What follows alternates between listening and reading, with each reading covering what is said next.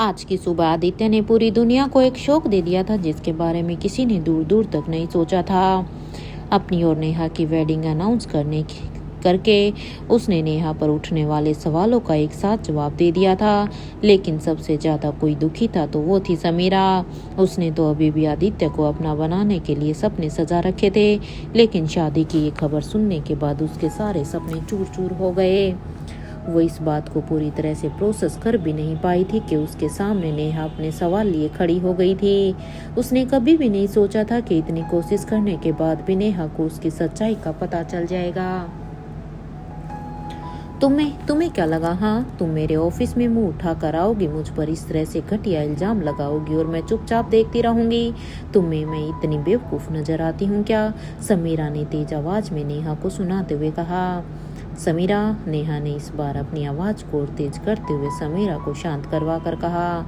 मुझे तो ये समझ में ही नहीं आता है कि इतना सब कुछ करके भी तुम इतनी अकड़ के साथ ये सब कुछ कैसे कर सकती हो। तुम आदित्य की चाइल्डहुड फ्रेंड हो, ही रिस्पेक्ट यू अलॉट, इसलिए मैं तुम्हारे सामने खड़ी होकर ये सब कुछ पूछ रही हूँ। अदरवाइज मेरे बच्चे के साथ ये सब कुछ करने के बाद मैं तुम्हारी शक्ल तक नहीं देखती। नेहा का गुस्सा देखकर समीरा एक पल के लिए तो सहम गई थी, लेकिन वो अपने डर को नेहा के सामने दिखाना नहीं चाहती थी। उसने तुरंत नेहा को बीच में काटते हुए कहा, शट अप यू। मेरे और आदित्य के रिलेशन के बीच में के बारे में कुछ भी कहने का तो कोई भी हक नहीं है तुम्हें। तुम्हारे जैसी लड़कियों को मैं अच्छी तरह से जानती हूँ। पता नहीं ऐसी क्या मजबूरी तुमने आदित्य को बताई कि उसने तुम्हें अपने घर रख लिया और तो और उसके साथ रहकर उसे शादी करने पर भी मजबूर कर दिया। How seamless. कभी अपने स्टैंडर्ड को देखा है? आदित्य सिंघानिया एक नॉर्मल मिडिल क्लास लड़की से शादी करने वाला है। ये सोचकर भी सब हंस रहे हैं और जिनका खुद का मजाक बन रहा है वो यहाँ मुझसे सवाल करने आए। Oh god, please just leave and mind your own business. मेरे पास इन सब बातों के लिए टाइम नहीं है।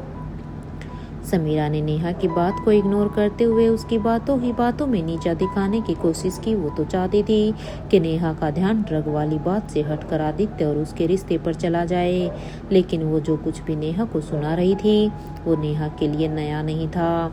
उसके कैरेक्टर के बारे में बोलते हुए लोगों के मुंह नहीं थके थे, लेकिन नेहा के कान जरूर थक गए थे और अब ये सब सुनकर उसे जरा भी फर्क नहीं पड़ता था। वो आज समीरा से अपने सवालों का जवाब लेने आई थी और उसने सोच लिया था कि वो ये लेकर ही रहेगी। ओह कम ऑन, ये सब कुछ कहकर मुझे भटकाने की जरूरत नहीं है समीरा।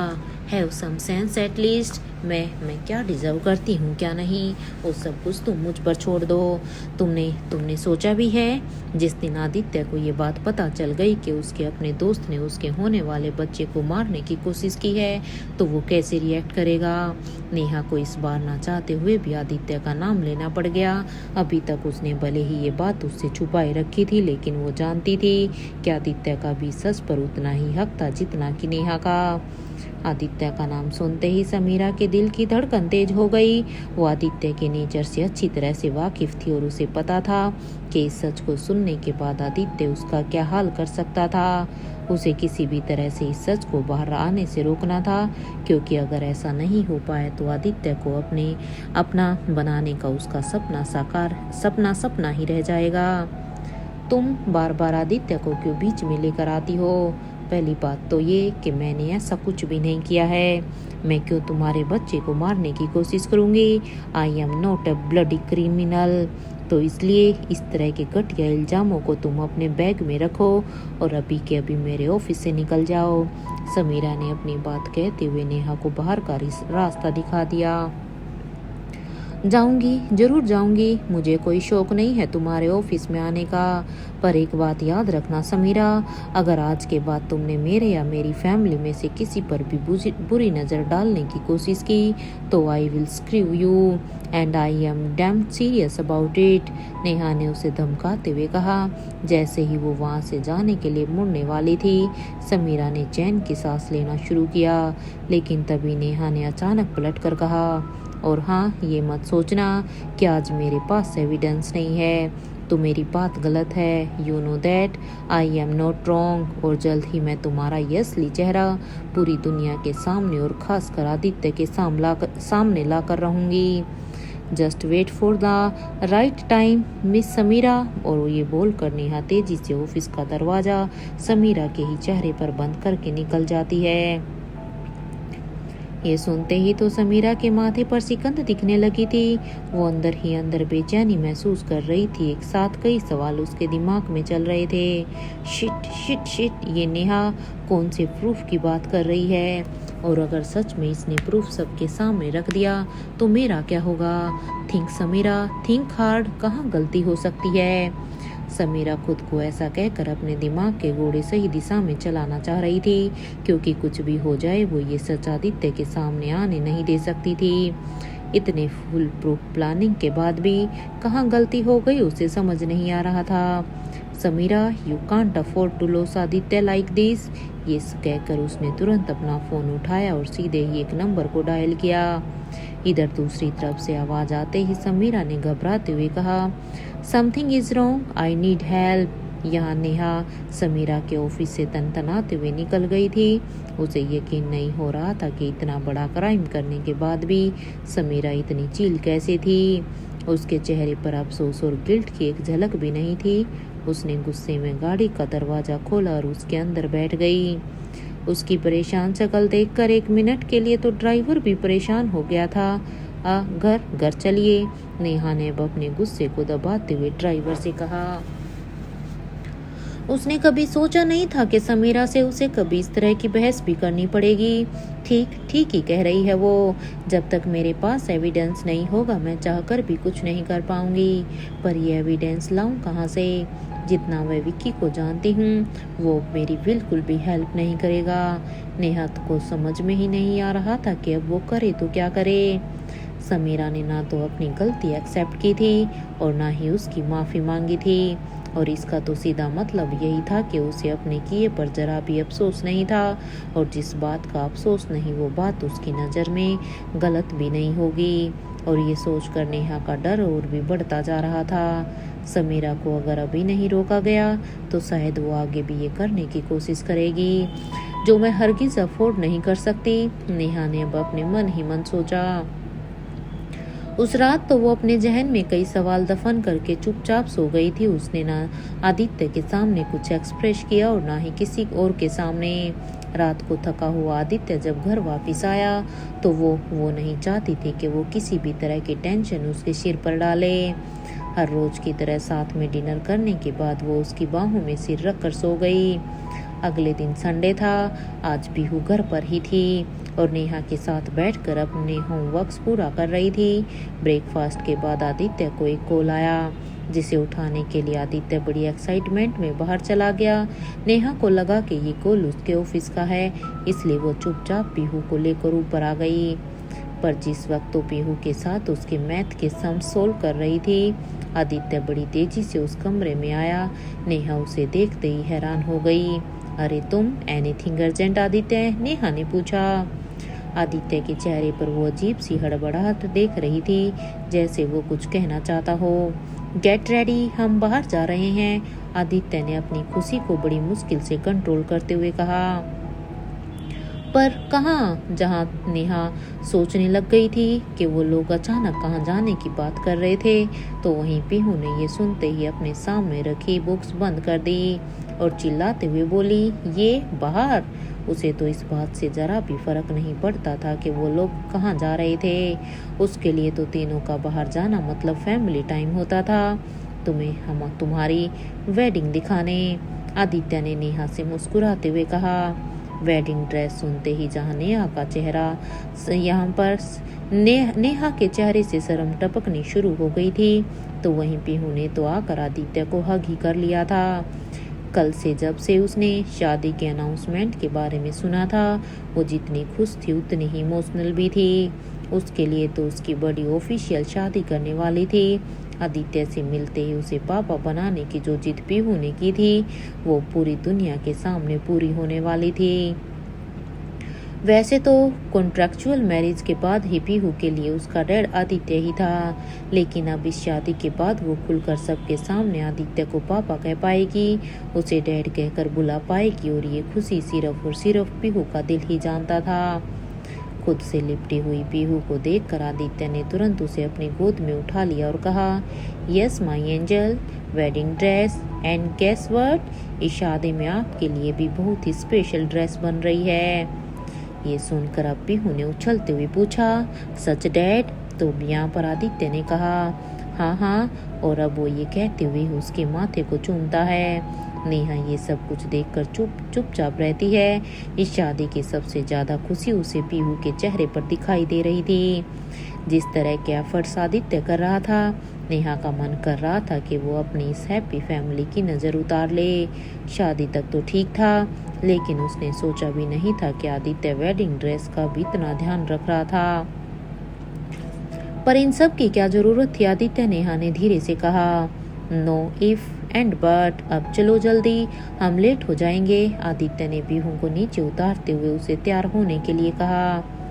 नेहा भी जानती थी कि आदित्य की जिद के सामने उसकी एक नहीं चलने वाली थी। पीहू अपने कमरे में भागकर रेडी होने चली गई थी और उसे जाता देखकर नेहा भी खड़ी हो गई थी।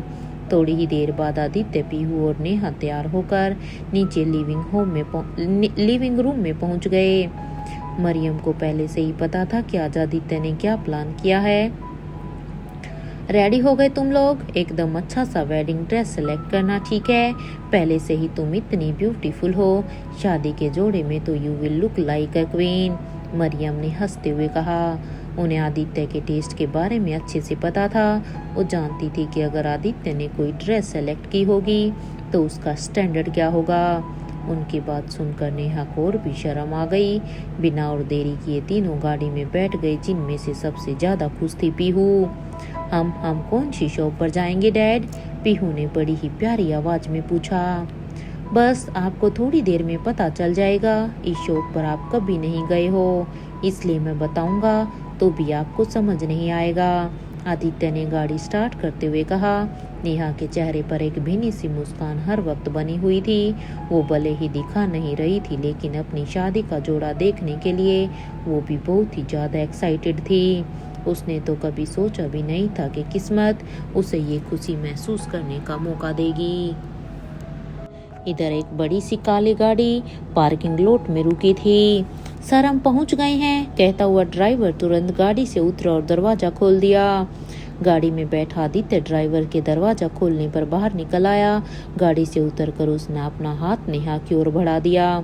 नेहा आदित्य के इस गेस्चर से काफी इम्प्रेस हो गई और आदित्य का हाथ पकड़ के बाहर निकल आई। गाड़ी में बैठी पीहू अपने आप दरवाजा खोलकर उतर गई थी। वो अपनी आंखों के सामने इतने बड़े मॉल को देखकर बोली, वाओ डैडी, ये मॉल तो काफी बड़ा और सुंदर है। पीहू की नजरें मॉल पर लगे बड़े से डिजिटल बोर्ड पर पड़ी, जिस पर लिखा हुआ था इन सिंघानिया मॉल, और साइड में आदित्य सिंघानिया की फोटो भी लगी थी। ये देखते ही पीहू अपनी बड़ी से कहती है, वाओ बड़ी, देखो यहाँ पर पापा का पोस्टर लगा है। और फिर वो आदित्य और अपने बड़ी का हाथ पकड़कर मॉल के अंदर जाने लगी। मॉल में आदित्य के आते ही सारे अटेंडेंट्स ग्रुप गाइड करने के लिए लग गए थे। वो उन्हें गाइड करते हुए मॉल के ब्राइडल सेक्शन की ओर ले आए। ब्राइडल सेक्शन में नेहा जिस तरफ नजर घुमाती है उसी तरफ सुंदर लहंगे देखने को मिल रहे थे। उसे एक से एक बेहतर डिजाइन देखने को मिल रही थी। लेकिन कुछ दिन पहले उसने एक अपने लिए पसंदीदा डिजाइनर्स के एक स्पेशल लहंगे के बारे में फैशन मैगजीन में पढ़ रखा था। कहीं ना कहीं वो डिजाइन उसके मन में बैठा हुआ था और उसकी नजरें वैसा कुछ खोज रही थी। नेहा को अटेंडेंट ने बहुत सारे डिजाइन लहंगे दिखाए, लेकिन नेहा को उनमें से कोई भी लहंगा पसंद नहीं आया। क्या शादी के लिए डिजाइनर लहंगे पहले से ही अलग रखे हैं और इनमें से भी कुछ और अलग स्टाइल नहीं है? नेहा यहाँ अंदाजा लगाते हुए अटेंडेंट के द्वारा दिखाए गए कपड़ों को बारीकी से देख रही थी। इधर अटेंडेंट ने माफ़ी मांगते हुए अब कांपती हुई आवाज़ में कहा, I am sorry Mrs Singhania, मैं अपनी ओर से सबसे बेहतर डिज़ाइनर लहंगे दिखाने की कोशिश कर रहा हूँ। आपको इनमें से कोई भी पसंद नहीं आया? ये कहने के तुरंत बाद उसकी नज़रें पीछे खड़े आदमी की नज़रों से टकराई। उसने कुछ गलत नहीं कहा था, परंतु जिनसे वो बात कर रहा था उनका ऑरा बहुत ही ज़्यादा था और इस वजह से अटेंडेंट को घबराहट होने लगी। ओफो बड़ी, आपने इतने लहंगे देख लिए, फिर भी आपको अपना पसंदीदा लहंगा नहीं मिला। लगता है मेरी बड़ी काफ़ी चूजी हो गई है कपड़ों के मामले में। ये कहते हुए ही पीहू ने सीरियस माहौल को हल्का कर दिया। वैसे ये बताओ बड़ी, मैं आपकी शादी में क्या पहनूंगी? क्या हम ट्विनिंग करेंगे शादी के दिन? पीहू ने अब बड़े ही चंचल अंदाज में नेहा से पूछा। तभी एक तेज ताली की आवाज स्टोर के अंदर गूंज गई। आदित्य सिंघानिया के एक ताली बजाते ही स्टोर के पीछे का कांच का दरवाजा खुला। सबकी नजरें दरवाजे पर टिकी हुई थी कि अब कौन आ रहा है। देखते ही देखते 5 लोग एक मैनिक्विन को उठाकर ला रहे थे। मैनिक्विन ने एक बेहतरीन ब्राइडल ड्रेस पहन रखी थी और उसी के ठीक पीछे पीछे 2 लोग और एक और छोटा सा मैनिक्विन उठाकर ला रहे थे जिसमें बिल्कुल सेम कपड़े पहने हुए थे। दोनों मैनिक्विन को नेहा और पीहू के सामने रखा गया और फिर उस कांच के दरवाजे से एंट्री हुई फाल्गुनी मल्होत्रा की। हाँ, यह दोनों लहंगे फाल्गुनी मल्होत्रा ने कस्टम डिजाइन करके बनाया था। फाल्गुनी मल्होत्रा ने लहंगे के बारे में बताते हुए कहा, this is an exclusive lavender shaded fabric made of hand woven मटका सिल्क एंड एक्सक्वाइसाइड टिटला एम्ब्रॉयडरी। इस लहंगे को बनाने में 200 कारीगरों की मेहनत लगी है और इसे बनाने में पूरे 1 महीने का समय लगा है।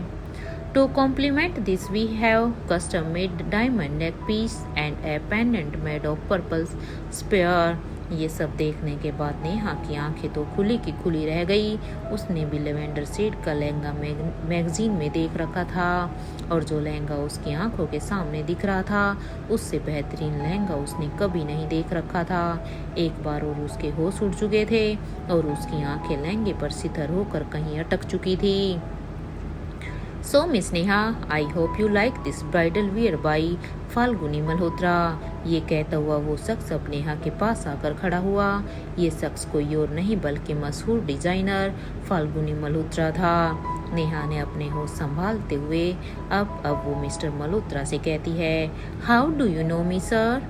इधर फाल्गुनी ने स्माइल करते हुए कहा, पिछले 1 महीने से मिस्टर सिंघानिया ने मुझे शादी के लिए कस्टम डिजाइन करने के लिए एक लहंगे का ऑर्डर दे रखा है। इस ऑर्डर के लिए देश के अलग अलग शहरों से 200 बेहतरीन कारीगर बुलाए गए हैं और कपड़े को बनारस के सबसे exclusive hand woven silk fabric के फैक्ट्री में बनाया गया है। सभी कारीगरों के दिन रात के मेहनत से यह कस्टम डिजाइन लहंगा 1 महीने में बन पाया है।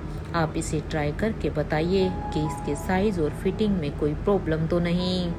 ये सुनने के बाद तो नेहा मन ही मन बहुत ही खुश हुई और सोचने लगी कि आदित्य ने उससे शादी करने का प्लान पिछले महीने ही कर लिया था, पर अगर ऐसा था तो उसने उसे बताया नहीं। और आदित्य का यह सरप्राइज सच में बहुत ही ज़्यादा प्यारा लगा और वह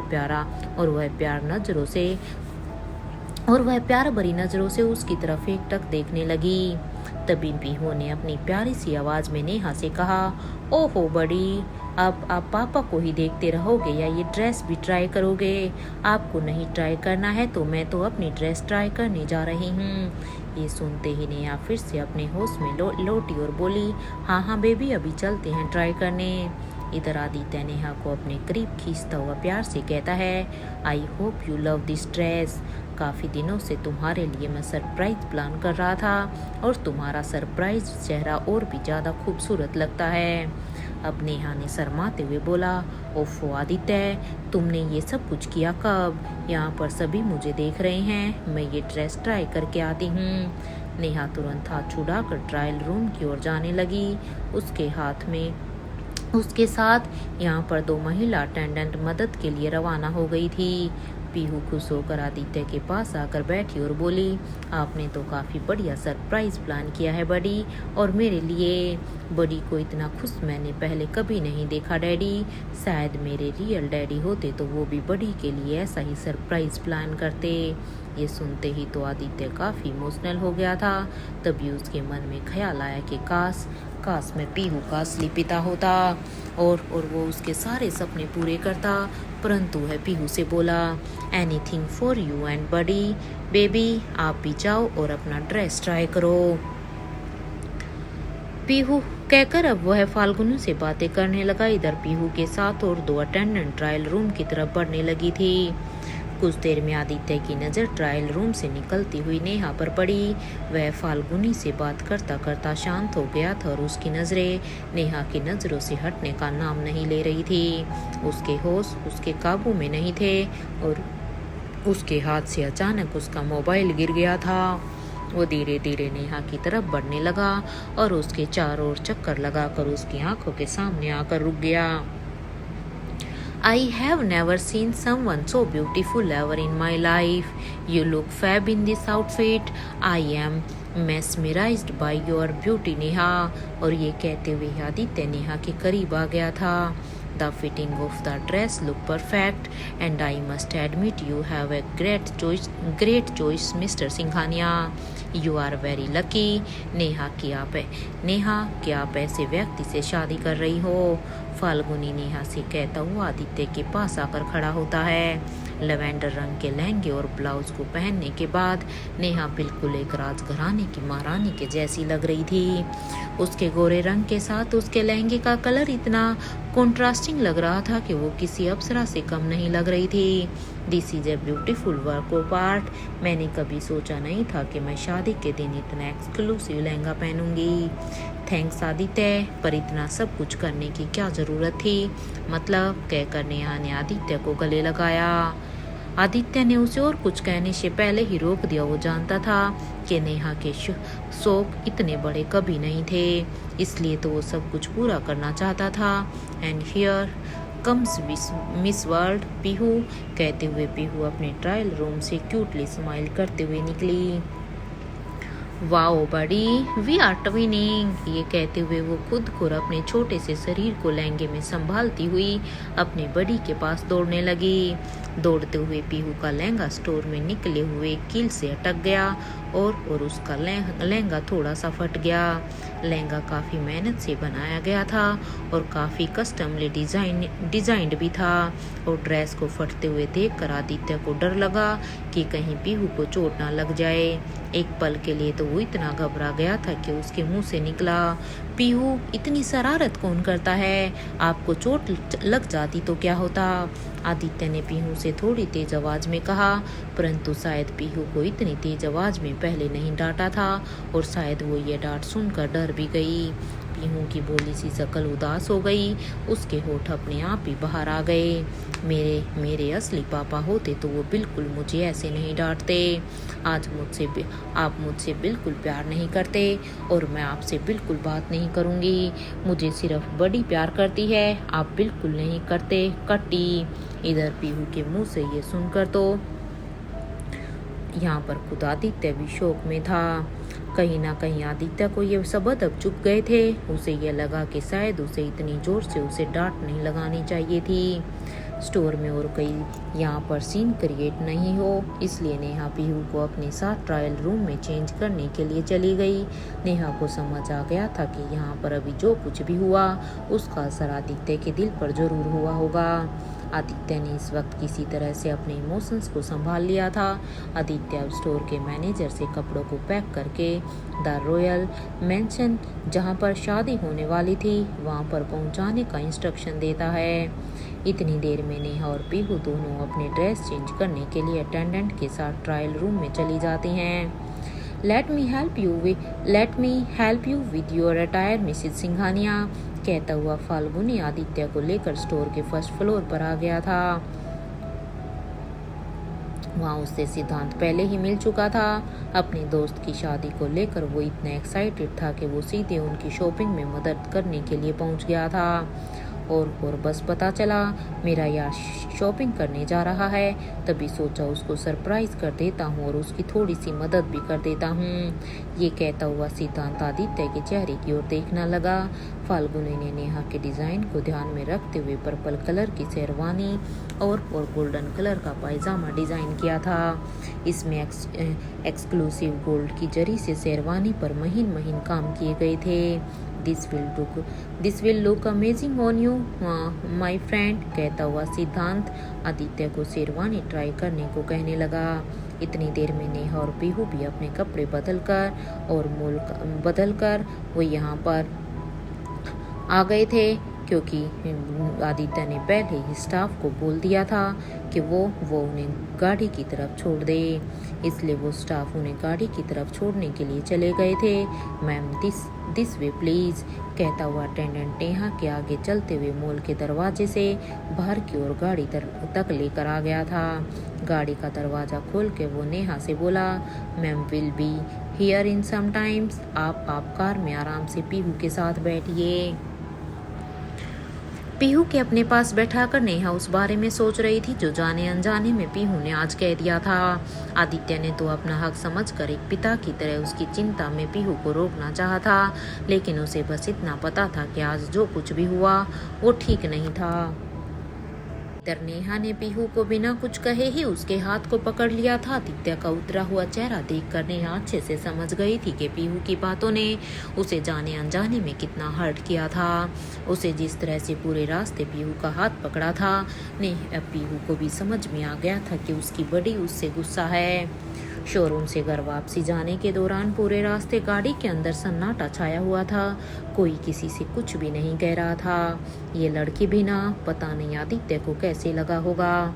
एक तो वो हमारे लिए इतना सब कुछ कर रहा है, आउट ऑफ द वे जाकर हमारी केयर करता है, और पीहू को तो अपनी जान से बढ़कर प्यार करता है वो। आज उसी के मुंह से ऐसा सुनकर ना जाने कैसा लग रहा होगा उसे। मैं जानती हूँ पीहू ने जो कुछ भी कहा है अपने लाड और प्यार में कहा है। मुझे आदित्य और पीहू दोनों से बात करनी होगी, नेहा मन ही मन ये सोच रही थी। वो बाप बेटी के सुनहरे रिश्ते पर किसी भी तरह की आँच नहीं आने देना चाहती थी। उनकी गाड़ी मेंशन के अंदर पहुंचते ही मरियम बड़ी उत्सुकता से खड़ी हो गई। उसे लगा था कि अपनी शादी का जोड़ा देखने के बाद नेहा और आदित्य की खुशी अलग तरह की होगी, पर जैसे ही उसने तीनों को घर के अंदर आते हुए देखा, उसे कुछ ठीक नहीं लगा। आदित्य और नेहा के चेहरे को देखकर उसे आभास हो गया था कि कुछ तो इनके बीच में ठीक नहीं है। हाउ वाज इट, कैसा रहा ट्रायल, मरियम ने बड़ी एक्साइटमेंट में नेहा और आदित्य से पूछा। उसने देखा कि पीहू उन दोनों के बीच में खड़ी थी, लेकिन उसके चेहरे पर कोई चमक दिखाई नहीं दे रही थी। जितने खिले हुए चेहरे उसने भेजे थे, उतने ही उतरे हुए चेहरे वापिस आए थे। आई एम टायर्ड, मैं रेस्ट करने जा रहा हूँ, आदित्य ने धीरे से कहा और सीधे ऊपर की तरफ चल दिया। ये बात मरियम ने आज तक उसके मुंह से नहीं सुनी थी। वो ऑफिस घर सबके काम कर लेता था, लेकिन आज तक उसने कभी ये नहीं कहा था कि वो थक गया है। मरियम उसे जाते हुए एकटक देखे जा रही थी। उसकी आंखों में अब आदित्य पूरी तरह से ओझल हो गया, तो उसने अब नेहा की तरफ देखकर इशारे से पूछा, क्या हुआ है? इधर नेहा उनका इशारा और चिंता देखकर बोलना तो बहुत कुछ चाहती थी, लेकिन पीहू के सामने उसने किसी भी तरह से खुद को शांत कर लिया। उसने बस मरियम से इशारों में ये कह दिया कि वो सब कुछ संभाल लेगी। कम बेबी, हम चेंज कर लेते हैं। इस बार मरियम ने पीहू का हाथ पकड़ा और उसे कमरे में लेकर चली गई। नेहा को पता था कि पीहू तो बच्ची है, उसने जो कुछ किया है वो उसे ठीक से पता भी नहीं है, लेकिन आदित्य की तो जैसे सारी एनर्जी ही खत्म हो गई थी। ज़्यादा ना सोचते हुए नेहा सीधे ही आदित्य के कमरे की तरफ जाने लगी। जब वो वहाँ पर पहुँची तो तब उसे पता चला कि दरवाज़ा तो यहाँ पर पूरी तरह से बंद नहीं था। नेहा ने धीरे से दरवाजे को अंदर की तरफ धक्का मारा तो देखा आदित्य सोफे पर बैठा हुआ था। उसने अपना सिर पीछे की तरफ टिका रखा था और उसकी आंखें बंद थी। नेहा धीरे धीरे अंदर की तरफ बढ़ रही थी, लेकिन उसकी आहट सुनने के बाद भी आदित्य अपनी आंखें खोल नहीं रहा था। नेहा धीरे से उसके बगल में जाकर बैठ गई। इस बार आदित्य अच्छे से जानता था कि नेहा उसके बगल में बैठी है, फिर भी वो अपनी आंखें नहीं खोल रहा था। उसके माथे पर सिकंद देखते ही नेहा से रहा नहीं गया और उसने अपना हाथ आदित्य के हाथों के ऊपर रख दिया। जैसे ही उसने उसके हाथों को पकड़ा, आदित्य की आंखों के किनारे से आंसू टपक गए। ये देखते ही तो नेहा का दिल बैठ गया और अब उसने तड़पते हुए कहा, आदित्य। तो नेहा की आवाज़ सुनते ही आदित्य ने अपनी आंखें खोली और उसकी तरफ देखा। उसकी आंखें लाल थी और जुबान पर एक शब्द नहीं था। जो आदित्य सिंघानिया किसी से नहीं डरा आज तक, जिसने किसी की बातों की परवाह नहीं की थी आज तक, वो आज एक छोटी सी बच्ची की बातों से इतना अफेक्टेड था। Aditya, I am sorry, I am really very sorry, Neha ने कहा, जिसे सुनते ही आदित्य ने अपनी नम आंखों को पूछा और कहा, अरे नहीं नहीं, why are you saying sorry. इतना कहकर उसने नेहा को हक कर लिया। वो नहीं चाहता था कि अपने इमोशंस की वजह से वो नेहा को सॉरी फील करवा दे। नहीं आदित्य, मुझे पीहू को समझाना चाहिए था। उसने जब से तुम्हें देखा है अपना पापा ही समझा है। वो बच्ची है, उसे तो ये पता ही नहीं है कि तुम जो कर रहे हो वो शायद उसके असली डैड भी नहीं कर पाते। पर उसकी बातों को दिल से मत लगाओ, she is just a kid, Neha ने भरे गले से कहा। उसे लग रहा था कि वो पीहू के बिहाफ पर सॉरी बोलकर शायद सब कुछ ठीक कर देगी, लेकिन उसे ये नहीं पता था कि आदित्य को तो पीहू से कोई नाराजगी ही नहीं थी। What are you saying Neha, Pihu ने आज मुझे जो कुछ भी कहा है वो पूरे हक से कहा है और वो ठीक ही तो कह रही थी। मैंने जिस तरह से उससे बात की मुझे नहीं करनी चाहिए थी और उसकी जगह कोई भी होता तो ठीक ऐसे ही रिएक्ट करता, आदित्य ने नेहा से कहा। नेहा उसे बिना पल के झपकाए बस देखे ही जा रही थी। नेहा को तो समझ नहीं आ रहा था कि आदित्य इतना सब कुछ होने के बाद भी पीहू की ही साइड क्यों ले रहा था। उसके मन में पीहू को लेकर शिकायत तो दूर, अपने ही लिए सवाल खड़े हो गए थे। अरे पर आदित्य, तुम ये सब क्यों सोच रहे हो? मैं पीहू से बात करूंगी, उसे समझाऊंगी। नेहा इसके आगे कुछ कहती कि तभी आदित्य ने उसे रोक दिया। नहीं, समझना उसे नहीं है नेहा, मुझे है। उसने गलत तो नहीं कहा है ना? माना कि मैं बहुत ही कोशिश कर रहा हूँ उसका डैड बनने की। मुझे भी यही लगता था जैसे मैं वो सब कुछ कर रहा हूँ जो पीहू को अपने डैड में चाहिए, लेकिन आज मुझे ये रियलाइज़ हुआ कि मेरी कोशिश अभी बहुत ही कम है।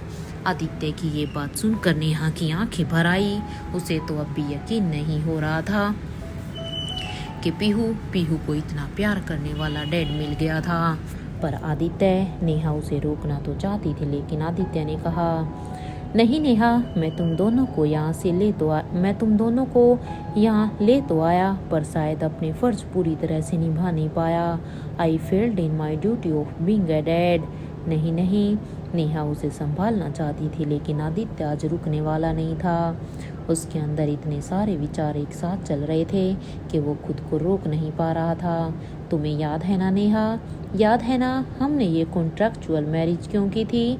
आदित्य ने पूछा, जिसे सुनने के बाद नेहा ने हाँ में अपना सिर हिला दिया।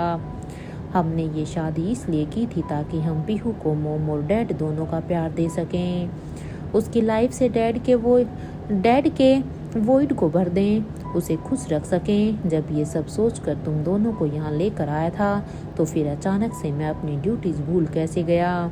मैं स्कूल के डॉक्यूमेंट्स में तो उसका डैड बन गया, लेकिन शायद घर में अभी भी मैं उसका कूल अंकल ही रह गया, आदित्य ने कहा। आदित्य बोलता जा रहा था और नेहा चुपचाप सुनती जा रही थी। आज आदित्य के अंदर ठीक वैसा ही दर्द महसूस हो रहा था जो उसे पीहू की तकलीफ से उसे हुआ करता था, या यूँ कहें कि जो सिर्फ एक पेरेंट को ही महसूस हो सकता था। नहीं आदित्य, तुमने अपनी तरफ से पूरी कोशिश की है, you have done your 100%, Neha ने उसे समझाया। नहीं नेहा, मैं किसी की नज़रों में 100% रहूं या नहीं, लेकिन अपनी बेटी के लिए मुझे उससे भी ज़्यादा होना पड़ेगा और वो मैं करूँगा। मैं उसे और टाइम दूँगा, उससे बात करूँगा। मैं तुमसे प्रॉमिस करता हूँ कि मैं पीहू का परफेक्ट डैड बनने की पूरी कोशिश करूँगा। फिर शायद उसे अपने रियल डैड की याद ना आए। मैं जानता हूँ कि मैं उसका बायोलॉजिकल फादर नहीं हूँ, लेकिन मैं उसे कभी ये फील नहीं होने दूँगा। आदित्य की बातें सुनकर नेहा के पास बोलने के लिए कुछ भी नहीं था। उसने सोचा भी नहीं था कि जाने अनजाने में पीहू की बातें आदित्य के दिल में इतनी गहरी चोट कर जाएंगी। उसने आदित्य को गले लगाया और कुछ देर तक उसके साथ यूं ही सोफे पर बैठी रही, लेकिन मन ही मन उसने सोच लिया था कि वो इस मैटर पर पीहू से जरूर बात करेगी। लंच के बाद नेहा पीहू को अपने साथ लेकर अपने रूम में आ गई। इधर पीहू बिल्कुल नॉर्मल दिख रही थी। नेहा को समझ आ रहा था कि उसने जो किया है उसे उस बात का बिल्कुल एहसास नहीं था। पीहू कम हियर, नेहा ने कहा। पीहू जो अपने गेम्स में बिजी थी, नेहा की एक आवाज़ सुनते ही खड़ी हो गई। हाँ बड़ी, उसने प्यार से कहा। नेहा ने उसके जाते ही उसे अपने पास बिठाया और वो इस मैटर को बहुत ही सेंसिटिविटी से डील करना चाहती थी। क्या हुआ बड़ी, आपको कुछ कहना था? पीहू ने पूछ ही लिया। वो नेहा का चेहरा देखकर ही समझ गई थी कि बात सीरियस है। हाँ, बात करनी है मुझे आपसे, नेहा ने कहा। और पीहू के नन्हे हाथों को अपने हाथों में पकड़ लिया। पीहू उसे अपनी बड़ी बड़ी आंखों से पल के झपकाए देखती जा रही थी। पीहू, आपको पता है ना, आपने आज जो किया है वो ठीक नहीं था, नेहा ने बहुत ही पोलाइटली पीहू से पूछा। अपनी बड़ी के मुंह से ये सुनते ही पीहू की आंखें झुक गई। कहीं ना कहीं उसे भी पता था कि उससे आज एक बहुत ही बड़ी गलती हो गई थी। आप मेरे साथ आए थे ना यहाँ पर, डैड तो आपको बाद में मिले थे, फिर भी आपने उन्हें जितना ही प्यार किया ना, उन्हें देखते ही आपने क्या कहा था, याद है? और फिर आज आपके मन में ये बात कैसे आई कि वो आपके रियल डैड नहीं है? नेहा ने पूछा। वो उसे डांटना नहीं चाहती थी, लेकिन पीहू और उसके बीच की दोस्ती में इतना कंफर्ट तो था कि वो उसे हक से ये सब कुछ समझा सके। पीहू को अब समझ आ गया था कि उसने आदित्य से जिस तरह से बात की थी वो गलत था, और उसी के गिल्ट में वो ज़्यादा कुछ बोल नहीं पा रही थी। आपको जो बोलना है मुझे बोल सकते हो, पर देखो, डैड के साथ आपको अच्छे से ही बिहेव करना चाहिए। वो आपको बहुत प्यार करते हैं पीहू, और मुझे पता है कि आप भी करते हो।